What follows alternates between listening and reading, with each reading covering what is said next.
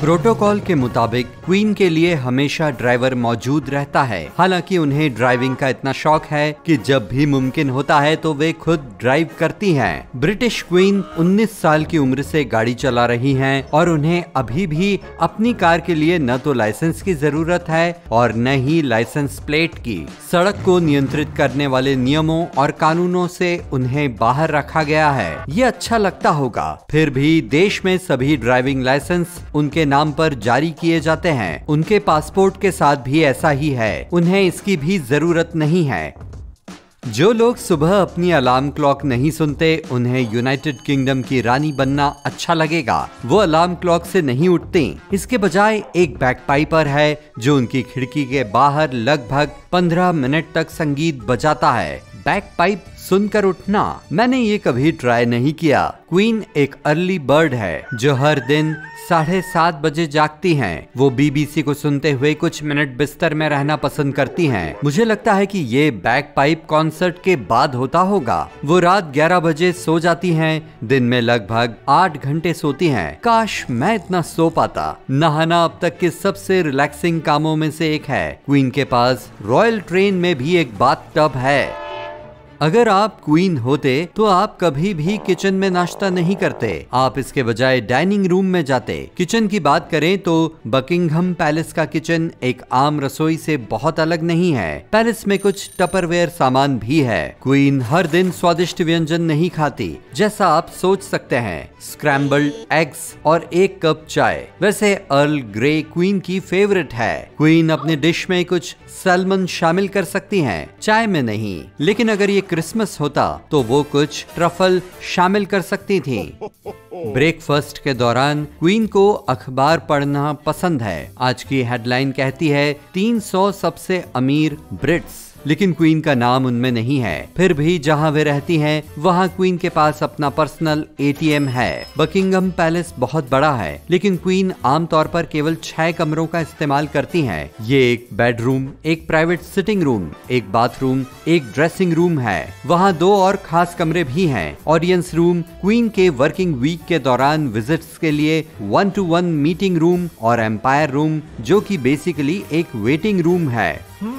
अगर कोई सेलिब्रेशन होता है तो क्वीन को दिन में 5 बार अपने कपड़े बदलने पड़ते हैं। जूतों के लिए एक हेल्पर है जिसका साइज क्वीन के साइज जितना है। वो हर नए जोड़ी जूतों को पहनकर देखती है, जिससे कोई भी जूता अनकंफर्टेबल न लगे। ये बहुत ब्लिस्टर फ्री साउंड करता है। एक चीज जो क्वीन हमेशा खुद करती है वो है उनका मेकअप। वो साल में केवल एक ही बार मेकअप आर्टिस्ट हायर करती हैं। अपनी क्रिसमस स्पीच के लिए एक क्वीन का हैंडबैग सिर्फ उनके निजी सामान को स्टोर करने के लिए नहीं होता। ये वो चीज है जिससे वो सिग्नल दे सकती हैं। अगर वे 5 मिनट के भीतर जाना चाहती हैं, तो वे उसे टेबल पर रख देती हैं। अगर उन्हें बातचीत अच्छी नहीं लगती तो वे उसे फर्श पर रख देती हैं। उन्हें रेस्क्यू करने के लिए स्टाफ मौजूद रहता है।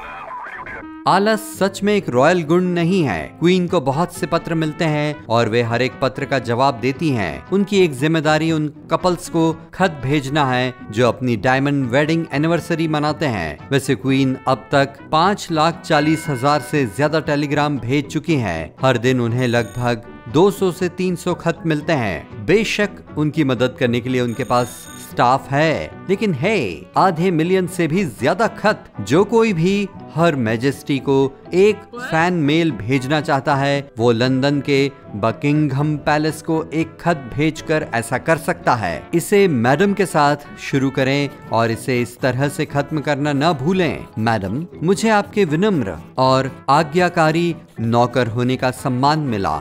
सच में क्वीन की ड्यूटी बस खतों के जवाब देना ही नहीं है, उन्हें प्रधानमंत्री से भी मिलना होता है कई बार।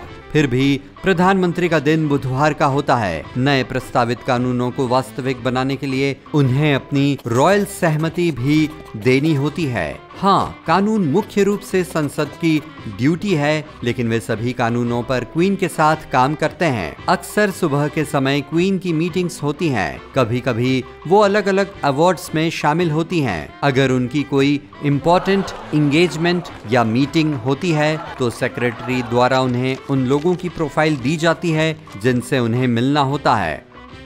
क्वीन को काफी उपहार मिलते हैं। उन सभी को उपहारों की लिस्ट में जोड़ा जाता है जो रॉयल फैमिली हर साल पब्लिश करती है। उन्हें हर तरह के तोहफे मिलते हैं, क्रोशे पॉपीज से लेकर नई कार्स तक। ज्यादातर तोहफे आमतौर पर क्वीन के जन्मदिन के मौके पर दिए जाते हैं। उपहारों को एंजॉय करने के अलावा क्वीन अपने 2 बर्थडेज का मजा ले सकती हैं। ये एक बहुत पुराना ट्रेडिशन है जिसकी शुरुआत 18वीं सदी में हुई थी। पहला वो दिन है जब वो 21 अप्रैल को पैदा हुई थी। दूसरा ऑफिशियल सेरेमनी है जो जून के दूसरे शनिवार को आयोजित की जाती है। जून में मौसम कुछ बेहतर होता है और क्वीन बिना किसी परेशानी के सेलिब्रेट कर सकती हैं। अपनी ऑफिशियल ड्यूटीज के साथ ही क्वीन बहुत चैरिटी भी करती हैं। रॉयल फैमिली यूके में लगभग 2500 चैरिटीज और दुनिया भर में लगभग 3000 चैरिटी ऑर्गेनाइजेशंस को सपोर्ट करती हैं। क्वीन ट्रैवलिंग भी बहुत करती हैं। अब तक वे 120 से ज्यादा देशों का दौरा कर चुकी हैं। क्वीन का लंच बहुत बड़ा हो सकता है जिसमें 4 कोर्सेस शामिल होते हैं, लेकिन पोर्शंस काफी छोटे होते हैं। क्वीन को खेल पसंद है और एक जरूरी बात, डाइट में कोई कार्ब्स शामिल नहीं हो। अगर आपको कभी बकिंघम पैलेस में लंच करने का मौका मिले तो आपको साइड डिश के तौर पर आलू कभी नहीं मिलेंगे। पैलेस में उनकी कोई जगह नहीं है, साथ ही पास्ता और चावल के लिए भी नहीं है। हर किचन एम्प्लॉय जानता है कि पॉइजनिंग के रिस्क को खत्म करने के लिए रॉयल फैमिली की डाइट में रेस्ट्रिक्शंस की एक लंबी लिस्ट है। सफर करते समय नल का पानी पीने की इजाजत नहीं है। वे कच्चे या अधपके मांस से बने किसी भी विदेशी या मसालेदार खाने को नहीं खाते, जैसे टार्टार। जब क्वीन को बहुत ज्यादा भूख नहीं होती है तो वो खास तौर से ट्यूना और मेयोनेज सैंडविच पसंद करती हैं। ओ, ये सुनने में अच्छा लगता है। ये पकाने में बहुत आसान है। तो ये रही रॉयल रेसिपी। कुछ ब्रेड में बटर लगाएं, खीरा काट लें, स्लाइसेस काफी पतले होने चाहिए, थोड़ी सी काली मिर्च, ट्यूना, ऊपर से कुछ मेयोनेज डालें और हो गया। क्वीन को इस बात की फिक्र रहती है कि वे क्या खाती हैं, इसलिए उनका रोज का खाना प्रोटीन से भरपूर होना चाहिए। अफवाह ये है कि रानी को कुछ नेटफ्लिक्स सीरीज पसंद हैं, खास तौर से वो जो उनके अपने जीवन से इंस्पायर्ड थी।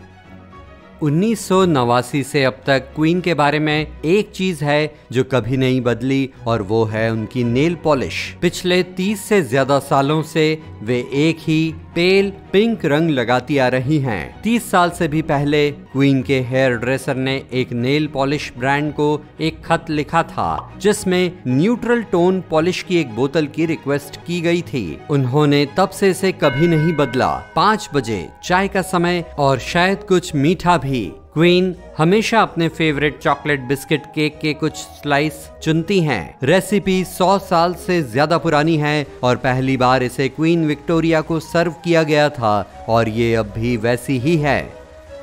जब चाय बनाने की बात आती है तो रॉयल स्टाफ के पास बहुत सारे नियम होते हैं। परफेक्ट रेसिपी में हर एक कप में 1 चम्मच चाय पत्ती शामिल है। ग्रीन टी के लिए पानी का टेम्परेचर 158 डिग्री फ़ारेनहाइट और अर्ल ग्रे या इंग्लिश ब्रेकफास्ट टी के लिए 212 डिग्री फ़ारेनहाइट होना चाहिए। दूध हमेशा आखिरी में डाला जाता है। क्वीन को डिनर के लिए हमेशा शान से इनवाइट किया जाना चाहिए। आपके अगले इनवाइट के लिए ये याद रखें, जिन लोगों को उनसे बात करने का सम्मान मिलता है उन्हें कुछ खास पोलाइट फ्रेजेस सीखने चाहिए। इम्प्रोवाइजेशन और इनफॉर्मल भाषा का स्वागत नहीं है। रॉयल स्टाफ को नौकरी से निकाल दिए जाने का खतरा होता है अगर वे कहते हैं आपका डिनर टेबल पर है। इसके बजाय उन्हें कुछ ऐसा कहना चाहिए, योर मैजेस्टी, डिनर सर्व हो चुका है।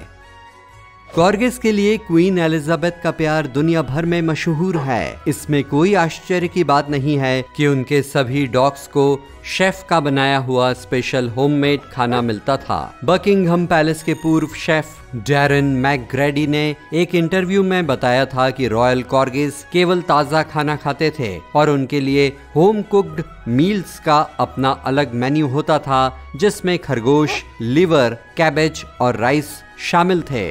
बकिंगहम पैलेस में केवल डॉग्स ही ऐसे जानवर नहीं हैं जिनके साथ राजाओं जैसा बर्ताव होता है, घोड़ों को भी उनका हिस्सा मिलता है। कभी कभी हर मैजेस्टी उन्हें अपने हाथों से खिलाती हैं, इसलिए हर गाजर इसके लिए ठीक नहीं होती। सभी गाजर पूरी तरह से तैयार होनी चाहिए, उंगली के साइज की और छिली हुई।